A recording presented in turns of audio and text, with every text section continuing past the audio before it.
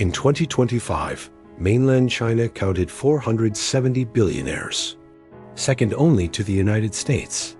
That number didn't exist 50 years ago. It couldn't. Private wealth was illegal. What happens when a country invents billionaires in a single generation and then has to figure out what to do when they die? The paper trail on that question leads somewhere uncomfortable.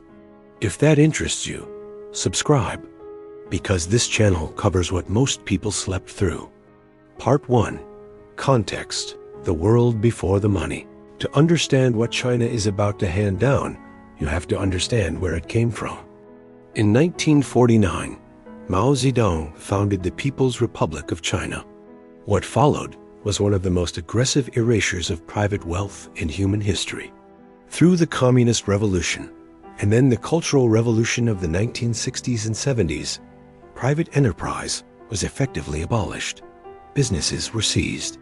Property was collectivized. Inheritance, in any meaningful sense, ceased to exist. There was nothing to pass down because the state owned everything. For nearly 3 decades, that was China's economic reality.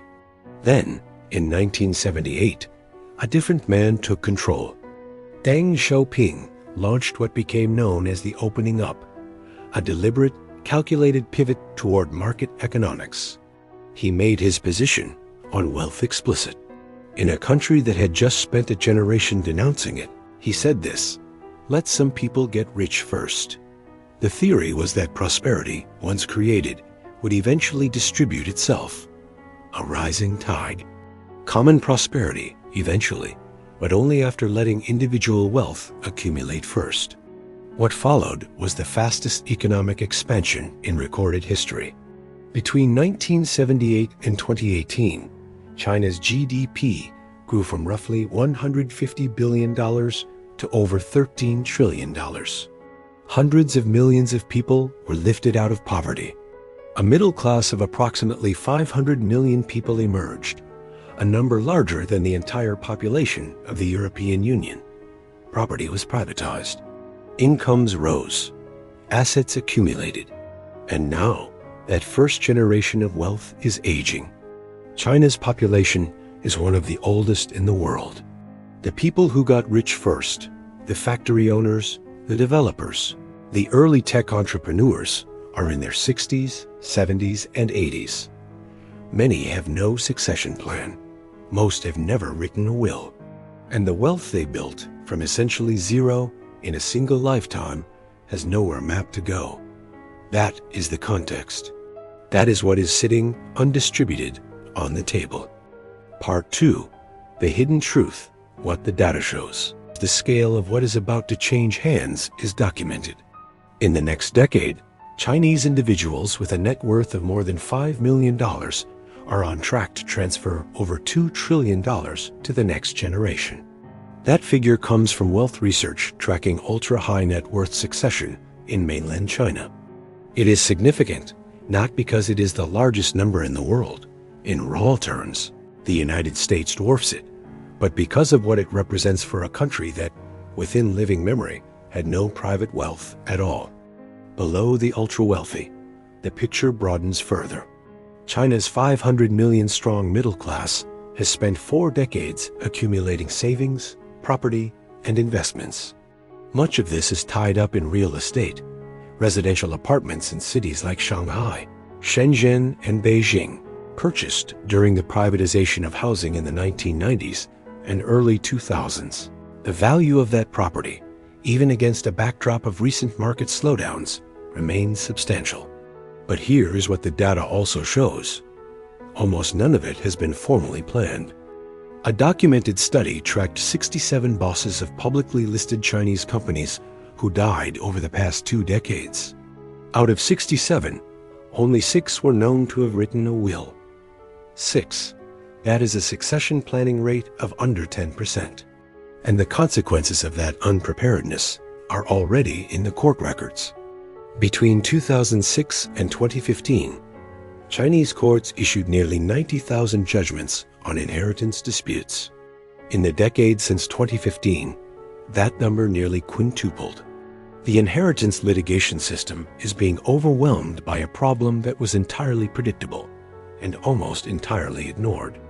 There is also a cultural dimension that the data alone cannot fully capture. China is a Confucian society. Death is not discussed openly. Succession planning requires confronting mortality, and many Chinese families, particularly older generations, avoid it entirely. Wealth was built. The conversation about what happens to it was never started. Part 3.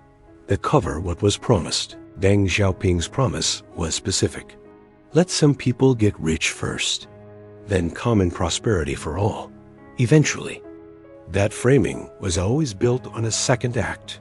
The wealth created in the first generation was supposed to flow outward, to trickle down, to become the foundation of a broadly shared Chinese middle-class prosperity.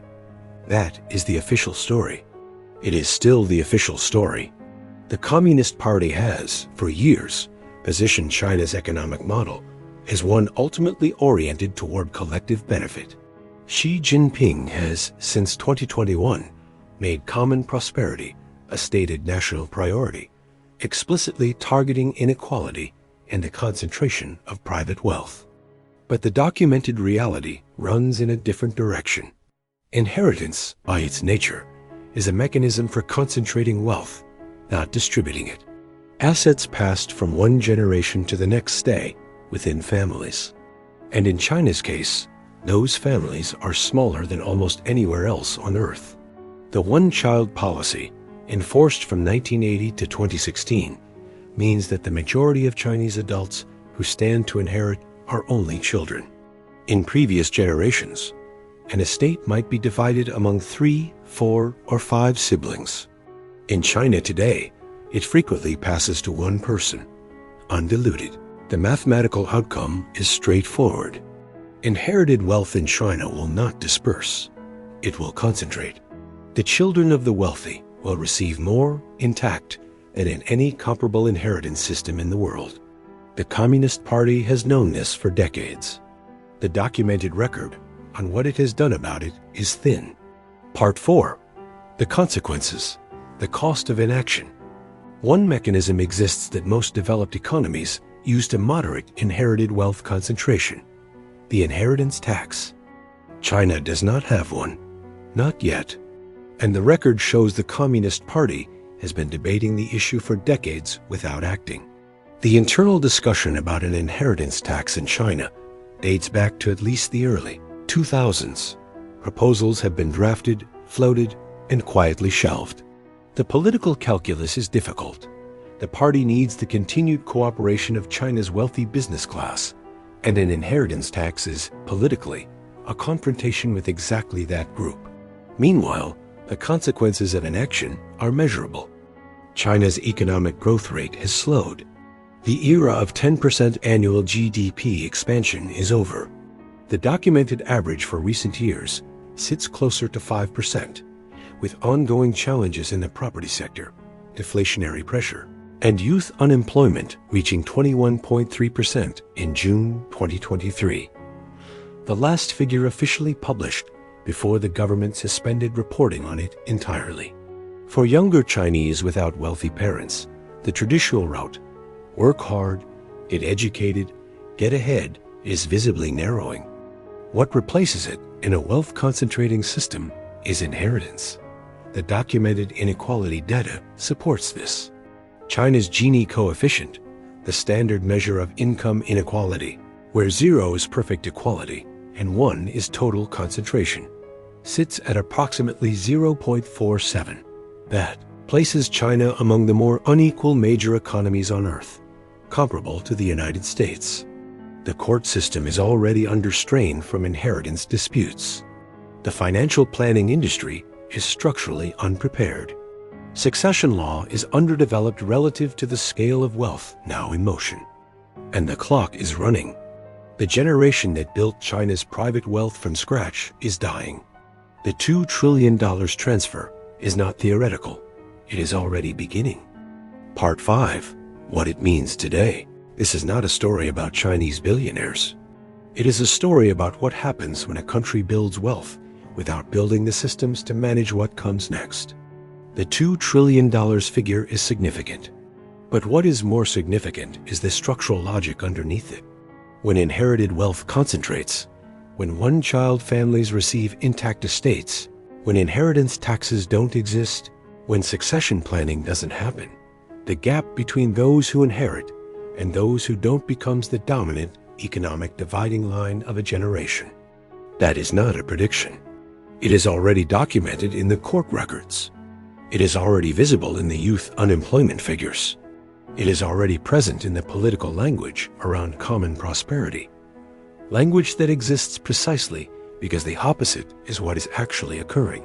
For the 500 million Chinese middle class, the question of inheritance will shape opportunity more than education, more than employment, more than policy.